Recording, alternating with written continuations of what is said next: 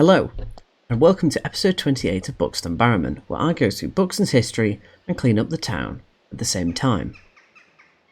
Last week's episode I spoke of Northwood House, and that it had enough history to warrant its own video. And so, here it is. Now this video doesn't get off to a great start because a vital part of the building's history is its construction, yet it's not mentioned anywhere when that was. However, I have done a little digging around and have found an online map of Buxton. It's the oldest one I could find. It's not dated, but Buxton is full of wonderful, well-documented buildings and sites.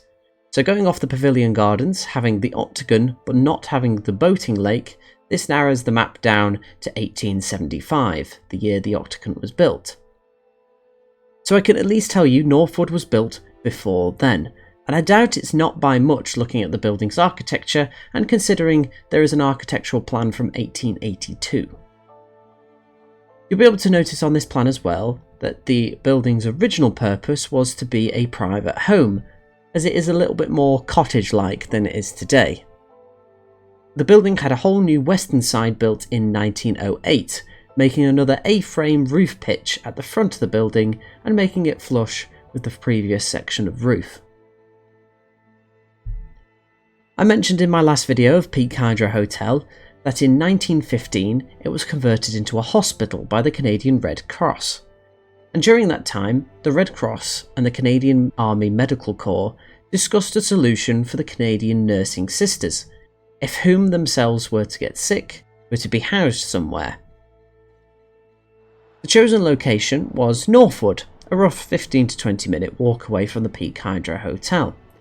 And so it was renamed Northwood Hospital for Sick Sisters, from 1916 to 1918.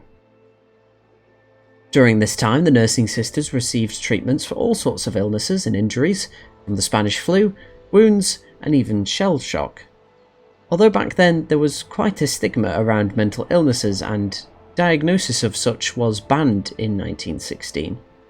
So any nurse admitted for such had no medical records of their stay. Deaths among nursing sisters were uncommon, but sadly one of Buxton's were to pass in mid-July 1918. Nursing sister Ada J. Ross from Toronto was enlisted in May of 1915. She served in England and France before falling ill in June of 1918 and passed a month later. On July 15th, 3 days after her passing, a large funeral procession was held in her honour from St John's Church to Buxton Cemetery, where she was laid to rest. After the Great War, the history of the house becomes a little unclear. It is either returned to a private residence for some time, or it was converted into a school. But at least somewhere down the line, that certainly happened, as a school located in a house next door had expanded into the property. The school, known as John Duncan School, was for those aged 11 to 16 and who required special educational needs. John Duncan School stayed around until 2003 when the school was closed and became partially integrated into Chapel in the Frith High. After a few years without a purpose, the building was bought by the University of Derby, who ran uni and college courses out there until 2018, when the decision was made to sell the building. And I went to college right at the end of the building's life as the uni campus, and still to this day my timetable and a picture of myself is up on a notice board inside, and I have many great memories of being inside that building. One particular one is we were doing our first aid training, and we were told to wait in one of our classrooms, the main one that we sat in, and some of us were picked out, along with our tutor, to go reenact some kind of incident outside. So one of them was George. He was told to go outside and basically have one of his limbs chopped off.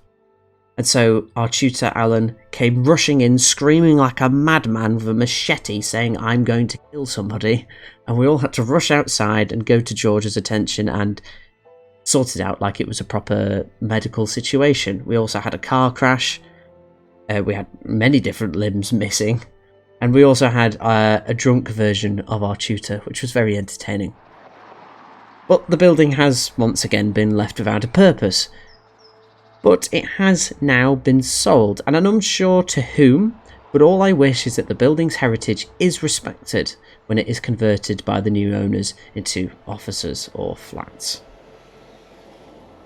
If you'd like to learn more about Ada and the Nursing Sisters, I'll leave a link down below to the Buxton Museum, who provided a lot of source for this video.